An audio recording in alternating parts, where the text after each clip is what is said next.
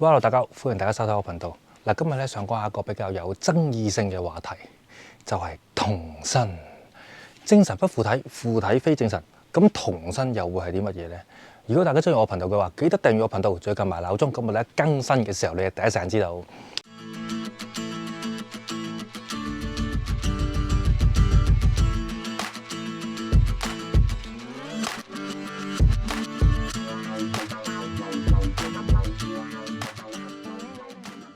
嗱，以下我所講嘅呢，即係我咁耐以嚟接觸到唔同門派法教嘅師傅所統合翻嚟嘅一啲資訊啦。如果我唔中意睇嘅，畫面上面係有個交叉，你係可以唔睇嘅，就唔好喺度鬧我啊嚇。嗱，其實法教系列或者大顯威靈嘅體系裏面，上童係一件好常見嘅事。當然啦，有啲師傅會覺得係必要嘅，有啲師傅又會覺得係唔應該收童身嘅。喺呢一個話題上面咧，我覺得係冇需要去爭拗嘅。成我哋之前幾集有講過啦，中國地大物博，唔同地區有唔同嘅民間信仰，當中嘅傳承法物自然係有唔同嘅地方啦。所以咧，我哋應該宏觀啲去睇呢一件事。當然啦，如果有人話自己嘅教派先係最勁嘅、最大嘅、最無敵嘅，係有可能咧會帶你去青山醫院過教嘅。嗱，再喺度講多一次，世界之大無奇不有，好多時候咧可以好和諧咁去面對一件事，唔一定要去敵對嘅。嗱，我又好似有少少離題添啊嚇，唔好意思，翻返嚟先。其實咧，民間法教咧本身個系統咧就係比較注重呢個神通、童身、扶乩、耳通眼部、觀落陰、元神功等等。其實咧觀落陰同元神功咧個概念咧係一樣嘅，都係靈魂飛咗出去。嗱，觀落陰咧就係飛去陰間幫你去睇啲事情啦。嗱，注意啊，喺陰間啊，並唔係地獄啊。喺《地藏菩薩本願經》裏面第24頁，聖女喺地獄門口問鬼王點樣可以落到地獄？鬼王就答佢：若非威神，即須異事，非此異事，終不能到。嗱，咁嘅概念就好簡單啦。你試下入監獄行個圈，睇下行唔行到。嗱，咁正常都係唔會俾你入去噶嘛。元神宮就係飛去一個唔係呢個世界嘅你嘅屋企啦。佢哋嘅説法咧係有唔同嘅版本嘅。有人話係陰間嘅屋企，亦都有人話係天上面嘅屋企啦嚇。亦都有人話元神宮居住嘅地方，係一啲另外一個維度嘅地方啦嚇。嗱，一樣係幫你去處理一啲事啦。嗱，以上所講嘅都係比較神通類別嘅。咁我講翻童身先。童身，我覺得係一個比較有爭議性嘅話題。精神不附體，附體非精神。咁童身到底係乜嚟嘅呢？嗱，首先咧，我唔希望大家可以，即係我唔希望大家俾一啲詞語去影響到自己嘅諗法先。精神喺呢一個即係喺呢一度個定義係天上面有職位、有天職嘅神。而精神不附體，附體非精神，好明顯呢句説話係衍生出童身嘅爭議性。另一點就係童身係師公所帶出嚟嘅名號。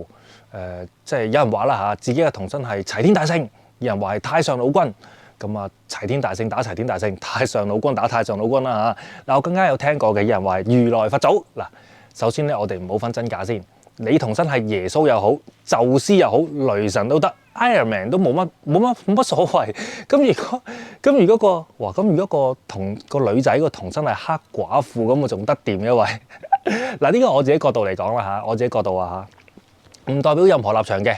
我個人比較接受師公呢一個説法，即係童身就等於師公上身。嗱，師公咧喺呢一度嘅定義係傳承法物上嘅師傅嘅師傅嘅師傅，即係對上好多代仙遊咗嘅師傅。嗱，呢個時間咧就一定會有好多人衝出嚟。你咁講，即係我師公唔係神啦。嗱，首先咧，我會用自己嘅諗法去答你先，係啊。但係咧，我會用另一個詞語去形容師公呢一個字，就係仙家。嗱，我諗大家咧都會接受呢個睇法嘅。嗱，今世學法教，下世做神仙，好明顯就唔一定噶啦。咁容易就冇地獄啦，個世界係咪？咁佢哋又的而且確係修法嘅喎。咁我用仙家嚟形容仙係咪？會唔會好啲啊？會唔會好啲啊？嗱，仙遊咗就真係仙遊咗咁解啊嘛。咁仙家唔係天上面有天職嘅神，咁可以上童身啦啩？咁就會產生咗另一個問題，就係名號上面嘅問題。你有大聖爺，我有大聖爺，咁即係點啊？嗱，我綜合咗唔同嘅老師傅嘅意見，再統合一下，加埋我嘅邏輯思想，其實咧係得出一個好鮮明嘅答案。嗱，我舉個例子，我係門派人士，咁我仙遊咗啦。50年後，我見到門派裡面有人同我有緣分喎，咁我扶一扶佢先。嗱，做佢童身，然後我就同佢講：喂，我係陳先生啊！咁你覺得嗰個人會有啲咩睇法咧嚇？話陳先生，我識你老鼠咩？但係咧，我生前係修大聖法嘅。咁喺呢一個時候，我同佢講啦：喂，我就係大聖爺。咁你又會點睇啊？如果依我呢個説法嘅話，童身係咪就可以成立呢？喺方法上面係成立嘅，喺呢個位置上面，我覺得邏輯上面係講得通啦。但係又點樣分嗰位童身係唔係呢個真嘅師公呢？嗱，呢個咧就真係要留翻俾啲師傅自己去講啦嚇。始終唔同門派係有唔同嘅儀式進行，某啲茅山啦，咁我有見過吹銅啦嚇，咁某啲壇前面吸銅嘅時候咧，師傅會幫你吹銅啊或者過銅啦嚇，亦係另一個我試過曾經喺另外一個派別度見過，就係落銅掌，因為上銅身某程度上係一件好危險嘅事情嚟嘅。銅身咧分咗好多種，咁我就唔講啦，因為我發現咗咧個師傅所講嘅咧都有差別嘅，揾翻啲資料啦。都發現係有分別嘅，其實咁承接翻我之前所講啦，咁多年嘅傳承，又傳傳口教，又經歷咗咁多朝代，有偏差係一定嘅事。但綜合咗眼見耳聞係啦，童身意思咧就係將操控身體嘅權利轉移咗俾師公。好老實啦，嗱，師公個世界咧見到嘅嘢咧，同現實世界咧見到嘅嘢咧係咪一樣嘅咧？我真係唔知道。但係失控咁跳嚟跳去或者耍功夫咧，咁啊的而且確係會有危險嘅。所以大家要揾個正式嘅師傅，自己去請教師傅。另外又衍生咗一個新嘅問題，就係所謂邪童。咁喺修練嗰陣時，如果附體嗰個唔係師公，係另外嘅仙家或者係靈，甚至乎係鬼，咁呢個情況又會係點呢？嗱，有好多身心靈嘅朋友成日都話要喺海邊啊，又或者深山冥想嗰啲啊，其實我一直咧都係反對嘅，因為我覺得咧係有一定危險性嘅。不過咧當然啦，佢哋話咧有呢個天使保護，咁我提過就算啦嚇。所以啦，我又嚟咗題添。嗱，我有人亦有人問過我啦，上童身同扶乩係咪同一件事？嗱，我個人覺得原理上係嘅，某程度上咧都係有位師公俾個答案你，但係仔細分咧係會有區別嘅，因為喺法教系統裏面咧，師公係有好多位嘅，各有各唔同嘅職責啦。從我角度睇咧，嗱係從我個角度睇咋嚇，上童咧係隨身師公，但係咧扶乩可能係扶筆師公。所以咧，扶乩咧係需要有支棍喺沙上面寫嘅，當然唔一定係正確嘅。畢竟上童身嗰個講嘅先係大晒噶嘛，係咪？上童嗰個係佢講乜都話係師公話嘅，有乜可能唔係大晒啫？另外一個爭議性較大嘅問題就係心理童，即係話根本就冇師公上童，但係你就夾硬話有。嗱，話時話啦，心理童呢3個字係邊個作出嚟㗎？喂，講到咁被動咁好人嘅，明顯係騙子就係騙子啦。一個修行人努力達至有童身嘅境界，當然要尊重。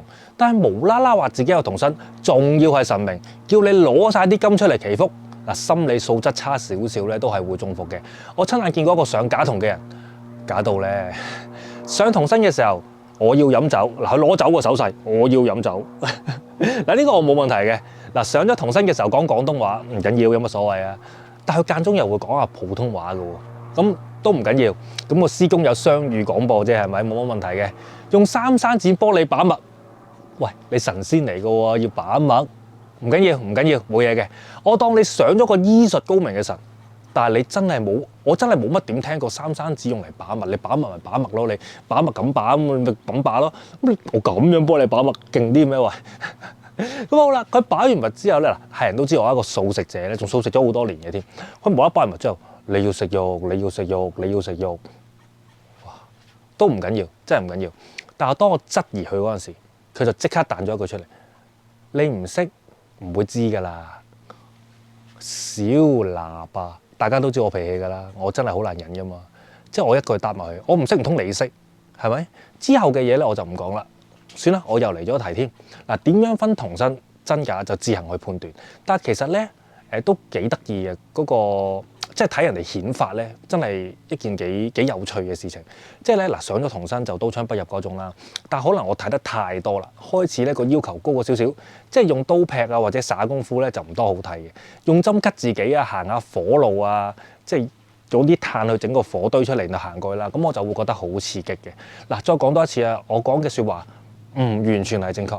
即係希望幫到啲分唔清楚嘅觀眾朋友增加多一啲嘅資訊，同埋如果有問題請自行問師傅。如有遺留，請各位大大喺留言區補充，多謝大家。哇！我哋有自己嘅 IG 啦，如果想知道拍攝時發生嘅事，或者想知道我嘅生活點滴，歡迎大家加我個 IG，或者讚好我哋 Facebook 嘅專頁，又可以喺 Facebook 度加我做好友都得。唔該晒。